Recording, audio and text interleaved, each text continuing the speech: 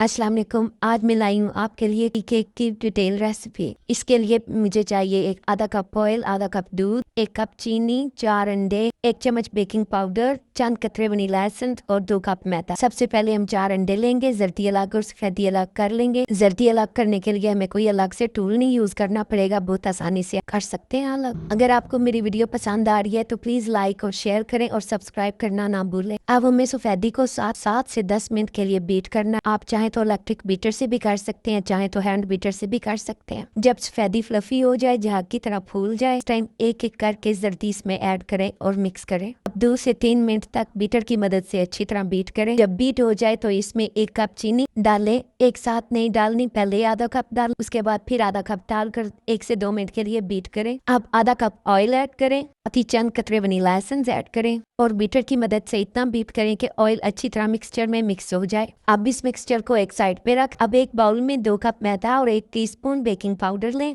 छलनी की मदद से छान लें। छानने से कोई गुठली वगैरह होगी तो वो अलग हो जाएगी और हमारा बैटर बहुत स्मूथ बनेगा। अब फिर से मैदे को छलनी में डाल लें। जो केक का मिक्सचर हमने तैयार किया, अब उसमें छान कर थोड़ा सा मैदा ऐड करें और उसे अच्छी तरह मिक्स करें। इस बात का ख्याल रखें कि चम्मच को एक ही डायरेक्शन में हिलाना है। अब बाकी बचा हुआ मैदा भी ऐड करके उसे भी मिक्स कर लें। इस पॉइंट पर आपने दूध ऐड करना है। सारा दूध हमें एक साथ नहीं ऐड करना, थोड़ा थोड़ा करके ऐड करना है। दूध हमें इतना ऐड करना है कि इस कंडीशन में हमारा बैटर तैयार हो जाए, ना बहुत ज्यादा पतला हो और ना ही गाढ़ा।